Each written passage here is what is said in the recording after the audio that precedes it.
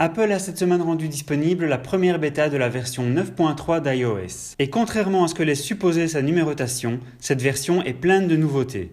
Salut à toutes et à tous et bienvenue dans cette nouvelle vidéo. Je suis Alain de la chaîne Tech Tribu et je vais passer avec vous en revue les nouveautés de cette première bêta d'iOS 9.3. La première grande nouveauté est la fonction Night Shift. Cette fonction permet de modifier la température des couleurs d'affichage. Les études montrent que la lumière bleue produite par l'écran est néfaste pour notre sommeil. En changeant la température de couleur, on va pouvoir diminuer cet impact. On va pouvoir activer cette fonction manuellement dans les réglages ou bien on peut faire en sorte que la fonction s'active automatiquement en fonction de la géolocalisation et des heures de coucher et de lever du soleil de l'endroit où on se trouve.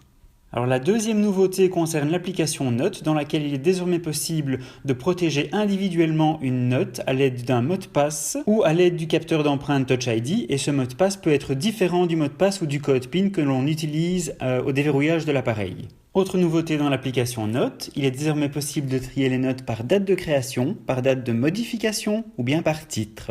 La troisième grande nouveauté concerne l'application Santé. Alors maintenant, on a une intégration de l'application Santé avec l'Apple Watch, c'est-à-dire que les données qui sont récoltées dans l'Apple Watch vont maintenant se retrouver dans cette application Santé et notamment à travers un nouveau widget qui va afficher les données récoltées par l'application Activité. D'autre part, pour certaines catégories de données, on va également avoir un petit conseil d'application. Donc en fait, Apple va nous proposer des applications qui permettent de mesurer les données en question. La quatrième modification concerne l'application iBooks. Il est désormais possible de synchroniser à travers iCloud des e-books et des PDF que vous auriez importés dans l'application. La cinquième nouveauté dans cette bêta concerne l'application Siri. Siri prend désormais en charge de nouvelles langues, dont le malais, le finnois et l'hébreu. La sixième nouveauté concerne le mode CarPlay, qui est enrichi de nouvelles fonctionnalités dans l'application Musique et dans l'application Navigation. Parmi les autres nouveautés présentes dans cette version 9.3, on pourra également noter la possibilité de coupler plusieurs Apple Watch avec un seul et même téléphone.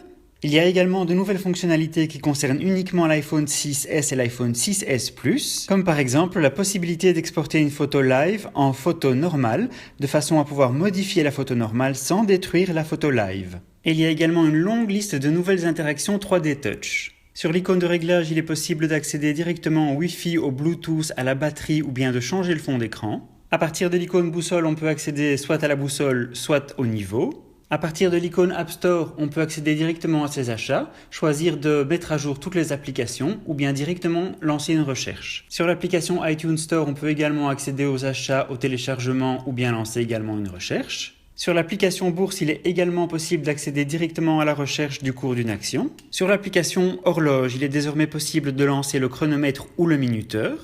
Et enfin, sur l'application Météo, il est désormais possible d'accéder directement à l'une des localisations qu'on aura configurées dans l'application. D'autre part, j'aimerais beaucoup avoir votre avis, alors dites-moi vous quelle est votre fonctionnalité préférée parmi celles que je viens de citer et éventuellement quelle nouvelle fonctionnalité aimeriez-vous voir dans une prochaine version d'iOS. Et voilà, c'est ici que s'achève cette vidéo. Merci beaucoup de l'avoir regardée. Si la vidéo vous a plu, eh bien n'hésitez pas à lui mettre un petit pouce vers le haut. Vous pouvez également partager la vidéo si vous pensez qu'elle serait susceptible d'intéresser certains de vos amis. Et je vous dis à très bientôt dans une prochaine vidéo.